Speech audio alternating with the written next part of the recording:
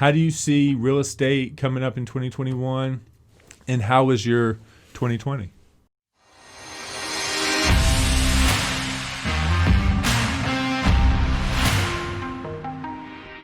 2020 was wild. Yeah. Not enough houses, lots of buyers, low interest rate, competitive offers. If I had more houses, if y'all had more houses, we would have sold more. Yeah. So, and I think 2021 is going to still have a lack of inventory. It's just, we didn't build houses in 2008, 9, 10, 11, 12, 13. It's 2014 before we started building inventory again. Yeah.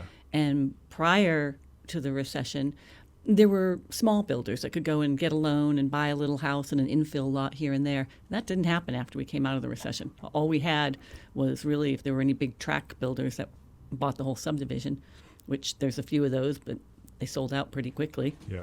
And there just wasn't a lot of infrastructure put in, and we're playing catch up on it now. So you think it goes even back to 2008 when the real estate market tanked Yes. and no one was building anymore, that those stats are showing up today?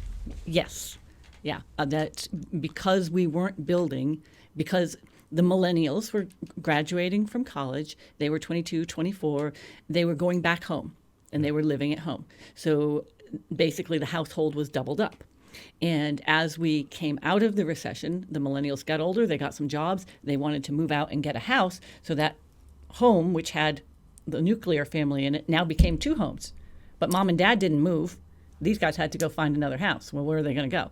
They're just, so where families were doubled up during the recession, and then the millennials got older, went on their own. Now they're 32, 34. They want to buy a house. They have, a kid and a dog. Yeah. And they want to buy a house at 2.75% interest rate. Yeah. And I don't blame them. They should. No doubt. All right, I would predict that maybe a little bit of the same is about to happen. There's fear in the market. It might not be a real estate bubble, but, it might be some other thing. The uncertainty of COVID, might have these kids sheltering in place, when they finish up with their schooling and not want to, get out in the world or, move away from home and take a job hundreds of miles away. Well, they can work remotely. So that's actually going to help our industry. Gotcha. Because especially I think in the New River Valley, because Virginia Tech's here, Radford's here, lots of people went to school here. Then they moved to Northern Virginia, right, where they were in the rat race and they had an hour commute to get to their job. And they now they learned they can work from home. Right. So that gives them an opportunity to stick around here if they liked it. They move back here. Yeah. They can move back here, back to where it was easier for, the $500,000, $600,000 you paid for a little tiny condo in Northern Virginia somewhere, or even more. Yeah. You can buy a whole house here. The school systems are good here. Life is just a whole lot easier. So I see the New River Valley being able to absorb those people that want to get out of Northern Virginia, but still work for companies in Northern Virginia, and know that if you have to go to the office, it's a 4-hour drive. You can do that. Yeah. Or you can take the train. Yeah. You can go down to Roanoke, and soon, hopefully, feels like this is becoming a little bit of a hub, a little bit of a satellite for Nova. Do you agree with that? I mean, do you see companies up there, they're trying to get Virginia Tech to develop curriculum, and you see big players, big industry, big tech companies kind of setting up shop in Blacksburg, don't we? We see Virginia Tech wanting to supply students to these big companies, i.e. Amazon. Right. Yeah.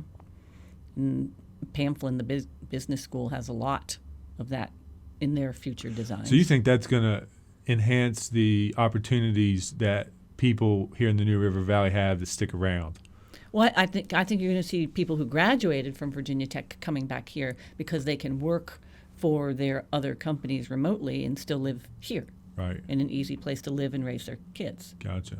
So. Yeah, I agree with that. I'm always hopeful for that anyway. I don't want people leaving our area. I want all the talent to not have to feel like that they need to leave. That's one of the reasons why, we discussed this. That's one of the reasons why I got into real estate, is because I thought that there was no income cap. There was no ceiling to my income potential. I could be around the people that I love. that I grew up with, and a community that I'm fond of, and really create a life here. So that's given a lot more people that opportunity to do the same things I was able to do, or still trying to do, because I'm not all the way to the goal yet. But, Then you just set another goal. You just set another goal, right? Exactly. Yeah. So that's encouraging. I mean,